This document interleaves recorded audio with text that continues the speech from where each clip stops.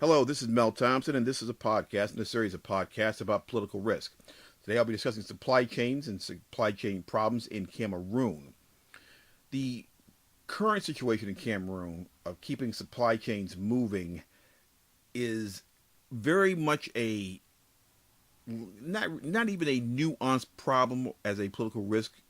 It's more or less an outright issue that creates a lot more questions than the questions are answered by categorizing it as simply a supply chain issue. It's hard enough to keep supply chains moving in the first place, but when you start interjecting government corruption, that it's only exacerbated by retaliation by that same government when questioned about this corruption, as opposed to tamping down on it, then you're really causing a lot of problems. And in this case, those problems have now led to labor disputes, labor unrest, and civil unrest. There is a trucking strike in Cameroon, and it's basically due to illegal harassment and extortion by Cameroon authorities. Weather, war, and infrastructure failures are very common forms of supply chain failure.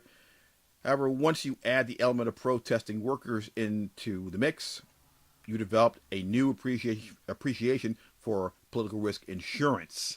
It's one thing to have that insurance when you are looking at and calculating the overall risk of the obvious things, as I said, war, weather, infrastructure, or even some degree of labor disputes, because they do happen. But when you start looking at the fact that this particular situation was caused by not only corruption, but outright incompetence by the government of Cameroon in not addressing it and then retaliating against the messenger, it lowers all aspects of faith in their political system as well as their economy.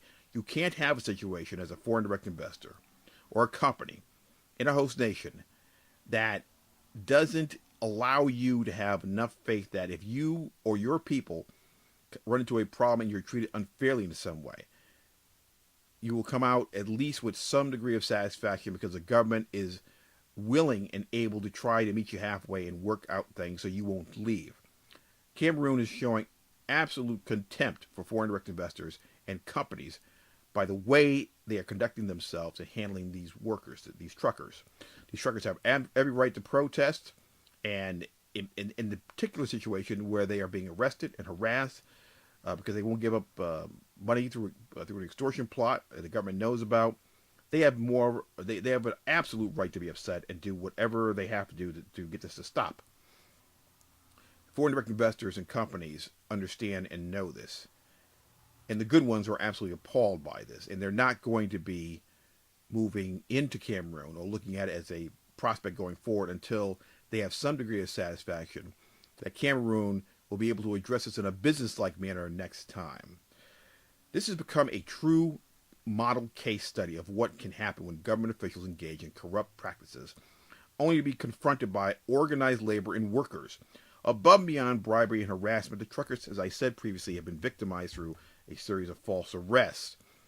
What we can and are learning from this case is that the level of government retaliation is only making it much more difficult to find a resolution. Bluntly speaking, the best option was for the government of Cameroon to crack down on corruption and assure the free and fair passage of the truckers and their goods. That is the business-minded method that increases confidence in economies, governments, and lowers political risk. The government of Cameroon has shown a total disregard for common sense. The important question here going forward is, how is this going to be addressed in the future? How is this current situation going to be resolved? These are questions that need to be answered. And has this been an indicator of what Cameroon really is? Is their government really like this, or is this just a situation where they've decided to take a misguided step and deal with these truckers in a fashion that's completely morally and commercially wrong? My suspicion is that this is not a one-off situation, that this is only the tip of an iceberg, and the iceberg's pretty darn deep. And my opinion is, my professional opinion is, that at this juncture, the Cameroonian government and its conduct have made that nation an incredibly volatile place in the political risk sense, and it should, quite frankly, be avoided until there's some indication that this is not a active, ongoing policy of how to deal with people in every aspect of the economy, not just supply chains, but in other areas of the economy. And it has not only been explained that it's not overall policy, it has been addressed to the satisfaction of foreign direct investors and companies, and it has been resolved to the satisfaction of not only investors and economies, but also to the satisfaction of these truckers. This has been Mel Thompson.